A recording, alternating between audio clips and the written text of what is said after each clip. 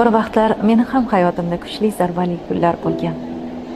Bu hayot va har birimizda bunday kunlar bo'lishi tabiiy hol. Bu haqida nimaga gap ochyapman bilasizmi? Ana o'sha vaqtdagi fikrlashlarim doirasida men ham ko'makni bandasidan qilgan ekanman. Bugun esa minnatdorman. Yordam ilinjida bo'lgan vaqtlarimda menga yo'q javobini bergan va yuzimga eshikni yopgan bir necha insonlardan rostdan ham minnatdorman. Ular tufayli bugun insonlardan hech nima kutmaslikni, berguvchi yolg'iz o'zi, bandalar esa faqatgina sababchi ekanligini aynan shu hodisalar sabab anglab yetdim. Shuning uchun doim bir haqiqatni gapirishdan charchamayman. Sizga yordam berishdan bosh tortganlardan aslo xafa bo'lmang. O'zi bilan gaplashing. Yolg'iz o'zi bilan ayting: "Yo mehribonim, rahimli rahmonim, o'zingdan boshqa iloh yo'q. Men ojizman, sen bilguvchi